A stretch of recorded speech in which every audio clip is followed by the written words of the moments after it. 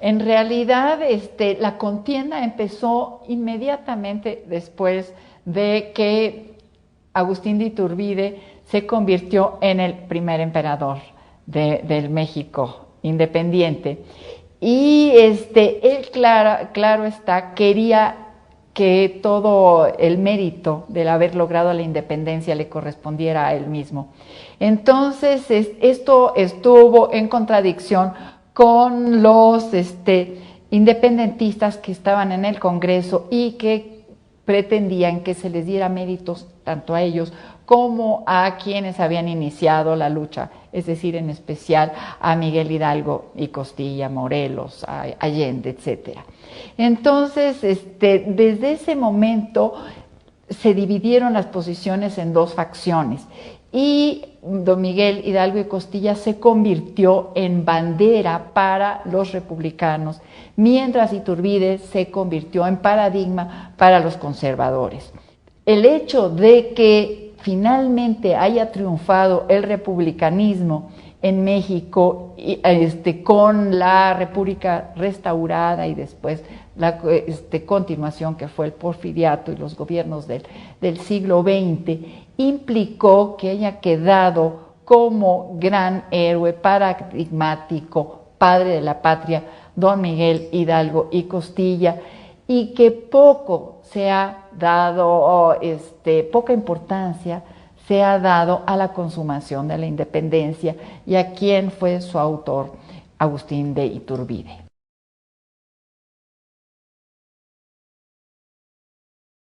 Creo que desde el principio esta parte ideológica implicó que la historiografía que se hiciera inicialmente, por ejemplo, pocos años después de la consumación, ya tuviera una carga ideológica muy fuerte.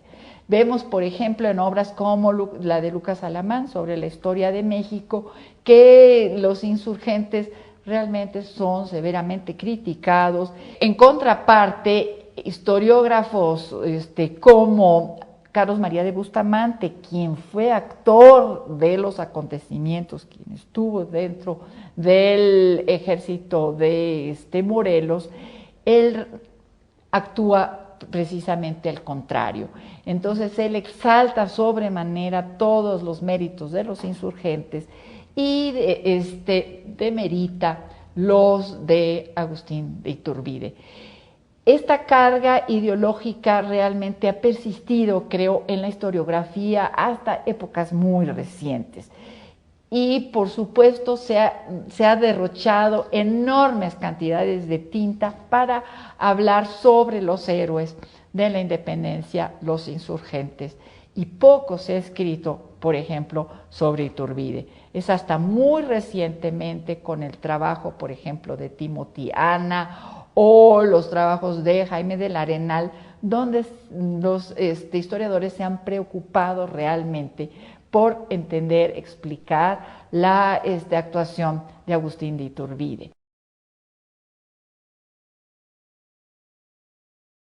Para mí hay cuatro momentos fundamentales en donde hubo cambios sustanciales, momentos realmente claves para que se suscitara un cambio. Dos de ellos se dieron en 1808, es decir, antes de lo que nosotros normalmente consideramos el inicio. En junio de 1808, a raíz de los terribles acontecimientos que se dieron en España, la invasión napoleónica, el hecho de que Napoleón tomó presos al rey y al príncipe heredero, que les obligara a abdicar en su favor y de que Napoleón instituyera a su hermano José como rey de España. A raíz de esos acontecimientos, en el ayuntamiento de México, de la Ciudad de México, realmente se da el primer movimiento la primera intención, no de independencia, pero sí de autonomía, de separación, ya que había una gran incertidumbre sobre lo que iba a pasar en España. Y entonces Francisco Primo de Verdad y José Francisco Azcárate en realidad hacen un plan de autonomía y con anuencia del virrey José de Iturrigaray, y realmente se convoca a unas juntas en donde se va a discutir este problema. Participa amplia parte de la sociedad, de los grupos, obviamente, dirigentes en estas juntas, y realmente lo que se pretende es crear un gobierno autónomo. Mientras tanto se estabiliza la situación en España y Fernando VII pudiera lograr recuperar el trono. Creo que es la primera vez donde se plantea esta idea de una separación de la monarquía española. Pocos meses después, en septiembre, el 15 de septiembre de 1808, realmente sucede el golpe de estado de Yermo.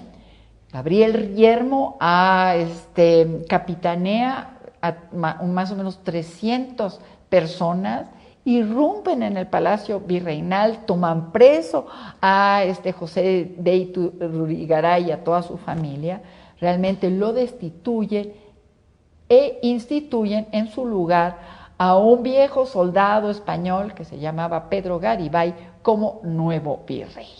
Y claro, esto es un antecedente tremendo. En ese momento ya deja de existir el poder legítimo español, ya no tenemos un virrey instituido por el rey y que en realidad es su representante, sino tenemos un virrey instituido por unos cuantos comerciantes. Este hecho realmente resulta fundamental y el propio Miguel Hidalgo dice que él se inspiró en esto para realmente pensar en una revuelta armada. Creo que el tercer momento es obviamente el conocido, cuando Miguel Hidalgo decide iniciar el 16 de septiembre de 1810 la lucha armada. Desde luego que solo estuvo 4 meses al frente del movimiento, muy poco tiempo en realidad, pero suficiente para haber iniciado pues esta lucha que va a prolongarse durante 11 años, pero que finalmente sí va a conducir a la independencia. Realmente el cuarto momento fundamental es cuando Iturbide decide realmente luchar por la independencia. Y esto no sucede de un día para otro, sino que él realmente trata de consensa con amplios grupos, ¿verdad?, de la sociedad, con la iglesia, con los terratenientes, etcétera, y realmente él consensa con los insurgentes, en donde finalmente hay un acercamiento entre Vicente Guerrero, el capitán de las fuerzas insurgentes, e Iturbide, y ambos deciden, ¿verdad?, constituir el ejército trigarante, y después de algunos meses, en septiembre de 1821, entran triunfantes a la Ciudad de México y se logra la independencia. Yo creo que los primeros años fueron muy difíciles. Es muy probable que para la mayoría de las personas fueron incluso mucho más difíciles que la etapa novohispana. Hay inclusive sectores que realmente resultaron bastante perjudicados, como ha resaltado Miguel León Portilla en el caso de los indígenas. La inestabilidad política realmente era muy, muy importante, muy grande, y la situación económica fue catastrófica. México llega a su independencia con una enorme deuda, con el país realmente saqueado por todo lo que se había tenido que enviar a España. Es decir, la corona demandó muchísimos recursos especialmente de Nueva España, para mantener sus guerras en Europa y poder sostener su situación tan inestable en estos años. Además, se había contraído una enorme deuda, tanto interna como externa, y realmente el país estaba totalmente arruinado. México tuvo que contraer una serie de préstamos, sobre todo con prestamistas, con banqueros ingleses, y bueno, pues esta deuda creo que todavía la venimos arrastrando, porque nunca hemos podido tener saldos positivos. Siempre hemos estado endeudados con el extranjero.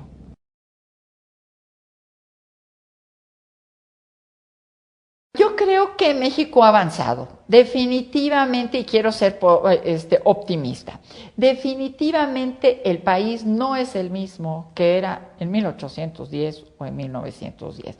Creo que ha habido enormes avances en muchos terrenos, por ejemplo, en el terreno de la salud.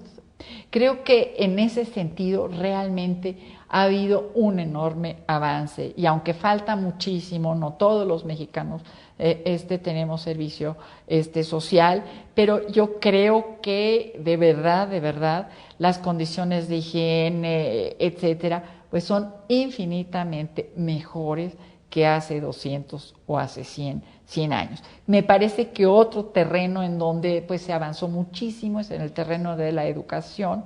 Hoy día las cifras oficiales nos dan una alfabetización más o menos de un 90%, digo, a lo mejor son un poco exageradas, pero yo creo que si antes había un 10% de alfabetas, hoy día tenemos un 90%. Esto no quiere decir que toda nuestra educación esté a muy buen nivel. Creo que también en ese terreno hace mucha falta, muchas cosas, pero me parece que la situación definitivamente es incomparablemente mejor. Creo que hay grandes mejorías en el terreno de las comunicaciones. También la estabilidad política que hemos gozado no es una estabilidad perfecta. Ahorita tenemos pues las amenazas del narcotráfico, etcétera. Pero yo creo que en términos generales y comparativamente, creo que sí estos años han sido de estabilidad y nos han permitido un crecimiento económico, etcétera. Ahora, esto no quiere decir que no tengamos enormes rezagos. Creo que uno de los mayores problemas es la desigualdad de la repartición de la riqueza. Es terrible que todavía haya tantos mexicanos que tengan que sufrir hambre, que estén viviendo a niveles de subsistencia. Me parece que esto sí es pues uno de nuestros pendientes enormes que habría que cubrir. Creo que la inseguridad es otro tema que además ha ido empeorando en la última época en vez de mejorando. Creo que es otra de las asignaturas pendientes, y bueno, así podríamos en realidad señalar muchísimos rubros en donde realmente nos hace falta muchas cosas.